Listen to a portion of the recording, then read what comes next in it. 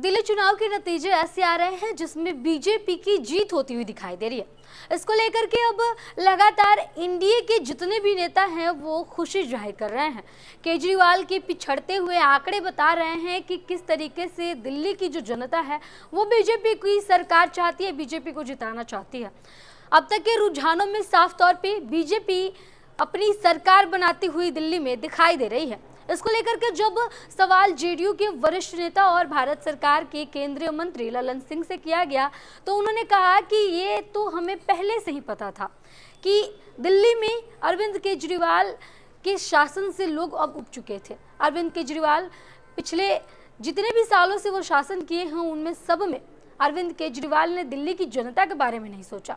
अरविंद केजरीवाल सिर्फ और सिर्फ अपने जो गवर्नमेंट का पैसा था वो अपने एडवर्टीजमेंट में यूज किया।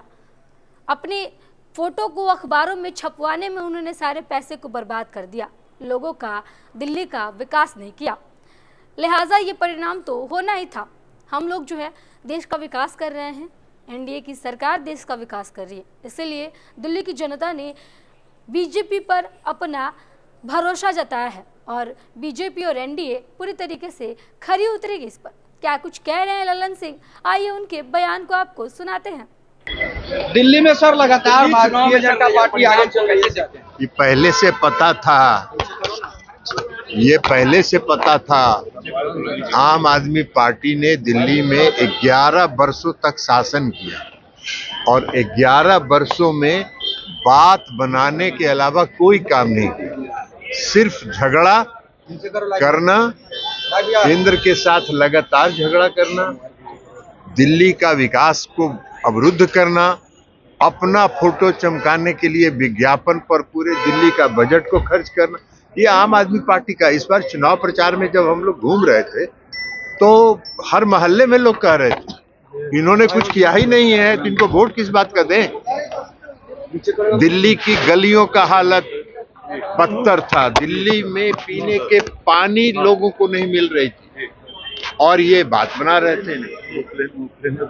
बात तो बना ही रहे थे, उसके साथ साथ माल भी बना रहे थे।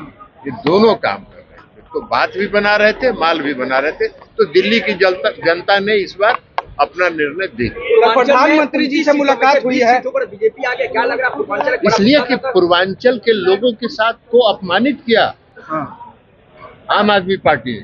आपको याद होगा कि जब कोरोना काल में सारे पूर्वांचल के लोगों को बस पर बैठा के और बॉर्डर पर लाके, गाजियाबाद के बॉर्डर पर लाके छोड़ दिया। बिहार के मुख्यमंत्री माननीय नीतीश कुमार जी ने, जो बिहार के लोग वहां रह रहे थे, उनके लिए वहां कैंप चलवाया, भोजन की व्यवस्था उन्होंने की, हर आदमी के खाते में 1,000 रुपया दिया। इन्होंने तो सबको लाद के भेज दिया।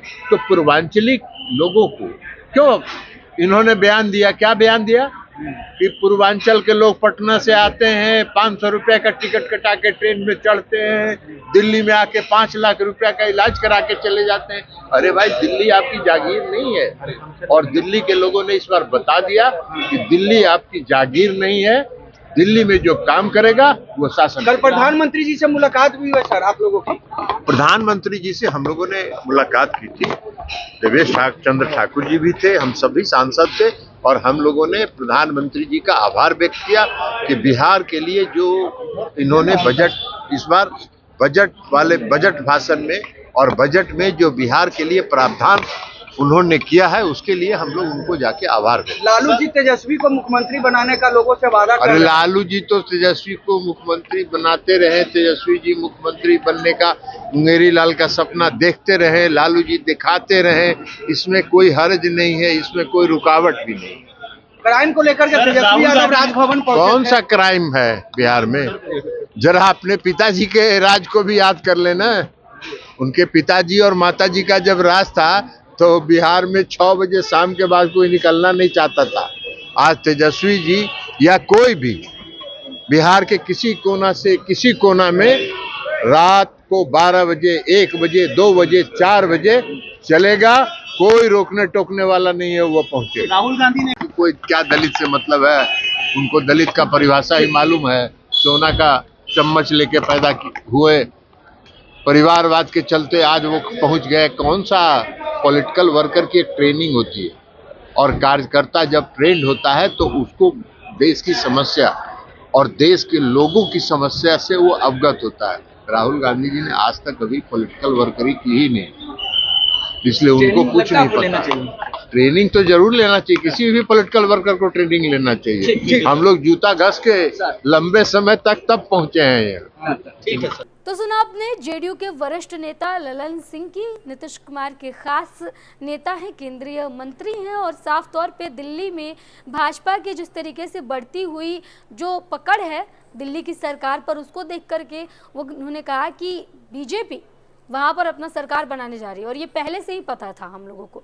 अरविंद केजरीवाल ने कुछ काम नहीं किया, कुछ विकास नहीं किया, सिर्फ और सिर्फ एडवर्टीजमेंट पर सरकार का पैसा फंसाया है, खर्च किया है, और इसी बात का और इसी तरीके का, इसी सब चीज़ का गुस्सा है जो आज दिल्ली की जनता का दिख रहा है।